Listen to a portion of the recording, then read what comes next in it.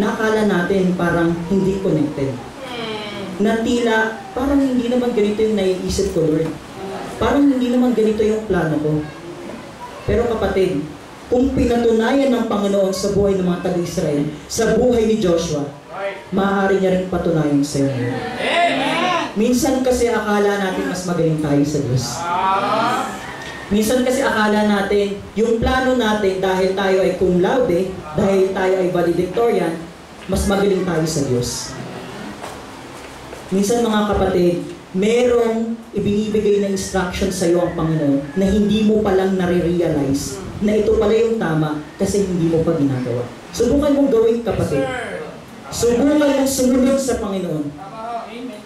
You will see the good result. Ito po yung reality ng buhay Kristiyano. Handa na po ba kayo? Handa na po ba kayo? Ito po ang realidad. Kahit kailan, walang inasam ang Diyos sa'yo na ikakasama mo. Amen, church? Say amen po. Meron po ba dito magsasabi, tataas ang kamay, Sir, merong pinlano ang Panginoon na ikinasama ko? Meron po ba? Bakit ang kang kidlat dyan? Kahit kailan, dumanas ka man ng pagsubok, pero for sure may natutunan ka dyan. Nagutom ka man, pero for sure na-appreciate mong halaga ng pagkain. Amen? Kahit kailan, walang inasam sa iyo ang Panginoon na ikakasama mo. Inisip mo lang na ikakasama mo, kaya hindi mo ginawa. Ang nangyari, napasama ka talaga. Amen. Kaya kung gusto mong sumunod, kung gusto mong makita ang tunay na kalooban sa iyo ng Panginoon, kapatid, sumunod ka. Amen. Kasi wala namang tumakbo na ilang steps lang, finish line agad. Hindi mo, pag tumakbo po ba kayo, kita nyo agad yung finish line? Hindi po, di ba? Ano muna? Start muna. Ngayon kapatid, ganun din sa buhay nating mga Kristiyano. Hindi ibig sabihin meron kang pinaplano, yun na yun agad yung finish line. Makikita mo agad yung resulta. Hindi. May plano ang Panginoon para sa iyo. Ang kailangan mo lang magtiwala. Kaya nga, we can by the grace of God. Yung pong statement na yun na we can by the grace of God, malalim po yan. It's a matter of faith. It's a matter of trust and believing to the Lord. Which is yun po ang ginawa ng mga taga. And 7 priests shall bear before the ark 7 trumpets. Ayan po yung pagkakasunod-sunod. And it shall come to pass that when they make a long blast with the ram's horn, and when you hear the sound of the trumpet, all the people shall shout with a great shout. Instruction pa lang po ito ng Panginoon, mga kapatid. Instruction pa lang po ito. So nandito yung point na kung si Joshua ay susunod o hindi susunod. Ayan. Minsan mga kapatid, malinaw na. Lagi namang malinaw sa atin ang kalooban ng Panginoon eh. Pinapalabo lang natin. Di ba? Kasi dahil doon sa sariling desire ng puso natin. Amen. Napapalabo. Bawal pala sa unbeliever. In love ko, pastor. In love na po ako.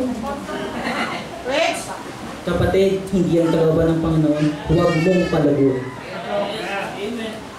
Pastor, tinatamad po ako mag-church pag Sunday talaga. Ito po yung pinakamasarap na tulog ko. Kapatid, hindi yan kalooban ng Panginoon. Huwag mong palabuin. Yung sariling talino natin, yung nararamdaman natin, yan ang nagiging dahilan kung bakit ng isang Kristiyano yung bumabagsak. Ang Kristiyano hindi marunong magpakumbaba, ang Kristiyano hindi marunong magpasakop sa Panginoon, yan yung mga bumabagsak. Yung hindi marunong sumunod sa leader, yan yung mga bumabagsak. Dahil ang leader mo galing sa Panginoon yan. Amen? First, grace of God is God's instructions. God's instruction. Kung yan ay instruction sa ng Panginoon, 100% kapatid, ako na nagsasabi sa iyo, ikabubuti mo. Huwag mong gawin, wala kang sisisihan, kundi sarili mo lang din. Hindi mo pwedeng sabihin, hindi naman ito tinuro sa amin. Hindi tinuro o absent ka lang. Kung every Sunday nandito ka, wala kang excuse para sabihin na hindi tinuro yan. Pero hindi lahat ng naririto ay natututo. It's a matter of heart. It's a matter of the desire of your heart. Kahit nandito ka, kung ang puso mo naman ay nasa SM, nasa girlfriend, boyfriend mo, nasa Malolos, wala pa rin. It's a matter of your heart. We can, by the grace of God, kung merong tamang puso. Amen? God's instruction. Ano pa po yung naging grace ng Panginoon sa kanila? Ano pa yung mga pangalawang factor kung bakit na-overcome nila? Kung bakit nila na-reach yung promised land? Second, they have a great leader. Buksan po natin ang ating Biblia sa Joshua chapter 6 verse 27. It is a proof na meron silang great leader. Verse 27 sabi dyan, "So the Lord was with Joshua, and his fame was noised throughout all the country." Nakilala po ba si Joshua? Yes, sir. Yes. Noise, pag sinabing noise talagang ingay, umalingaw-ngaw. Yung pag sinabing Joshua, ito yung tumalo. Ito yung nagpabagsak sa wall of Jericho. Kasi ang wall during that time, it shows how prestige a nation is. Diba? Ito yung pinaka-power nila. Kaya pag ang wall bumagsak, malaking kahinaan o kabiguan sa isang nation yan or sa isang country. Pag bumagsak ang wall nila. Kaya nung napabagsak itong wall of Jericho, kinilala itong si Joshua. Amen? As a proof. Ito po yan. Joshua the son of Nun called the priests and said unto them, "Take up the ark of the covenant, and let 7 priests bear 7 trumpets of ram's horns before the ark of the Lord. And he said unto the people, Pass on, and compass the city, and let him that is armed pass on before the ark of the Lord. And it came to pass when Joshua had spoken unto the people, that the 7 priests bearing the 7 trumpets of ram's horn passed on before the Lord, and blew with the trumpets, and the ark of the covenant of the Lord followed them." Amen. Ano po napansin ni church? Ito yung kanina lang ding verse, di ba? Ito lang yung instruction ng Panginoon eh. Ibig sabihin, sumunod yung leader. Amen. Amen? Kaya merong victory, hindi lang dahil sa instruction ng Panginoon. Because there is a great leader. Amen. Church, kung merong tinuturo sa iyong pastor mo, sumunod ka. Hindi yan ibibigay ng Panginoon para ikasama mo. Kaya the fact na humingi ka ng advice sa pastor mo at hindi mo sinunod, it's a direct disobedience sa Panginoon. Great leader. Kung hindi mahalaga ang leader, dapat hindi na pinalitan si Moses. Kanya-kanya na lang sila pumunta doon. But God knows that the importance of leader is needed by the Israelites. Kailangan ng leader. Dahil yung mga miyembro na yan, may kanya-kanyang talino yan eh. May magagaling dyan at may mga nagmamagaling dyan. Amen? Sa mga taga-Israel ko baka po sa inyo po, hindi po. Sa mga taga-Israel, maaari. Amen? We do not know. Pero, ano ba ang kahalagahan ng pagsunod sa leader? Ang leader ba ay nilagay lang dyan para decoration? Para magpapogi? Literal pong pogi ang pastor natin. Bukod po doon, ang leader, inilagay dyan ng Panginoon para yung instruction ma-relay ng maayos. Amen. Pansinin niyo yung verse 3 to 6 at yung 6 to 8, halos same po yung content. Ibig sabihin, yung 3 to 6 na instruction ng Panginoon, sa 6 to 8, hindi na lumipas yung ibang verses, binigay agad ni Joshua. Ibig sabihin, itong si Joshua, nakita niya yung kahalagahan ng pagsunod sa Panginoon. And ni-recognize niya yung authority at instruction ng Panginoon. Tama po ba yung ginawa niya? Tama. Na-reach nga nila yung promised land eh. Kaya kapatid, kung gusto mong ma-reach yung promised land, kung gusto mong ma-reach yung blessing, kung anong tinuturo sa'yo ng pastor mo, ng leader mo, sumunod ka. Kasi kung hindi ka susunod, instruction din yan ng Panginoon, you will fail. You will fail. Right. Sa tingin niyo po, kung si Joshua ay nag-alinlangan, baka hindi ako pakinggan ng mga man of war ko. Iba to sa mga kinalakihan nila. Mahilig to sa battle. Pero dahil merong great leader at nakita nitong mga taga-Israel itong respect, itong authority na meron si Joshua, sinunod nila. Sinunod nila si Joshua. Ano pong sabi dyan? Dahil may pangako po ang Panginoon kay Joshua. Ito pong sabi ng Panginoon. Have not I commanded thee? Be strong and of a good courage. Be not afraid, neither be thou dismayed, for the Lord thy God is with thee, whithersoever thou goest. Ibig sabihin, itong ang buhay ni Joshua, kasama niya lagi ang Panginoon. Kahit saan pa siya magpunta. Tama po. Isa sa mga grace of God, isa sa mga factor kung bakit merong victory, kung bakit na-reach ang promised land, because they have a great leader. Tama po. Kasi kung walang leader, walang magsaset ng instruction. Tama. Hindi naman magsasalita, hindi naman tayo nabubuhay sa Old Testament para marinig natin ang boses ng Panginoon. Tama po yan. That's why we have the Word of God. Yes, sir! That's why merong pastor nag-aaral ng Word of God. Kaya kapag ikaw'y sinabihan ng pastor mo at galing sa Word of God, sumunod ka. Kasi pag hindi ka sumunod, hindi ka na rin sumunod sa Panginoon. Tama po yan. Dahil ang mga pastor galing sa puso ng Panginoon. Amen? You have a great leader. Hindi tayo darating sa punto na to, kapatid, kung naging duwag ang pastor natin. Hindi tayo pagpapalain ng Panginoon kung naging duwag ang pastor natin in terms of giving, in terms of being faithful. Kung ano man yung blessing na testimony na nakikita ng ibang churches ngayon, dahil merong great leader na sumunod sa Panginoon. Pag sinabing Berean San Ildefonso, hindi ganyan yan kung walang great leader na sumunod sa Panginoon. That's why we must give double honor. Amen.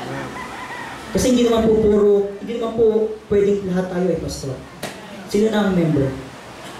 Tama? Sino ang member? Lahat tayo pastor. Sabi nga ni Pastor Santos last Sunday nung kami po ay nasa Malolos, kayo, ako bilang pastor ay biyaya sa inyo ng Panginoon. Regalo ako sa inyo ng Panginoon. At kayo bilang miyembro ay biyaya at regalo din naman sa akin. Ibig sabihin, yung function ng pagiging pastor at function ng mga members ay ano po, kailangan magkasama. Dahil wala ka namang igagay kung walang member. Tama? At anong mangyayari sa mga member kung walang leader? Yes. Amen? That's why we need each other. Amen? At bilang miyembro, dapat gawin mo yung function mo bilang gift. Bilang regalo ng Panginoon. Hindi yung bilang ikaka-stress ng pastor mo. Amen?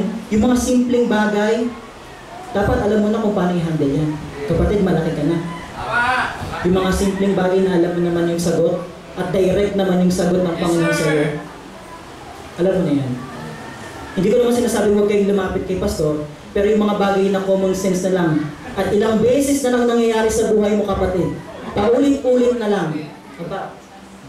Baka sa susunod, hindi na advice ang ibigay sa inyo, pastor. Babatukan ka na lang ni pastor. Kapatid, ito yung recording ko. Pakinggan mo na lang.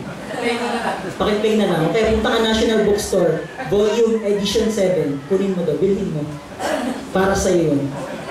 Kasi mga kapatid, yung mga bagay na paulit-ulit, ano pong nararamdaman natin sa mga bagay na paulit-ulit? Nakakasawa, nakakainis, parang nako-question pa, ano pa yung kulang? Ano pa ba yung kulang para itong tao na ito ay matuto? Tuktukan ko kaya ito ng magazine. Amen, church? Great leader. At ang good thing itong si Joshua, nung narinig niya yung information, sumunod agad. Sumunod agad yung mga taga-Israelita. Kasi nakita nila yung kahalagahan na merong Diyos, in-appreciate nila na merong instruction ng Diyos, at yung instruction ng Diyos ibinigay sa leader, at yung leader ibinigay din sa kanila. Amen? Ngayon, itong si Joshua, sa kanyang siya ang kinakausap ng Panginoon, at itong instruction ay ibinibigay naman sa mga miyembro o sa mga taga-Israel. So, nandun yung relationship. Kita nyo, nung Old Testament pa lang, meron ng hierarchy of authority. Amen? Amen? Kaya, mga magulang, pasakop tayo sa pastor natin. Mga anak, pasakop tayo sa magulang natin. Ang pastor, pasakop sa Panginoon. Amen? Kaya kapatid, kung ikaw, hindi mo ginagalang ang magulang mo, hindi mo ginagalang yung authority, yung pastor mo, yung leader na meron ka, it's a direct disobedience sa Panginoon. Wala kang karapatang magsabing wicked by the grace of God kung yung mga taong pinapun sa'yo ng Panginoon hindi mo kayang sundin. Tao pa lang yan, paano pa ang Diyos? Yes, sir. Mas maraming plano sa iyo ang Panginoon, mas maraming itatama sa iyo ang Diyos. Yes, sir. May mga kasalanan na hindi namin nakikita, pero kitang-kita ng Diyos. Amen? We can, by the grace of God.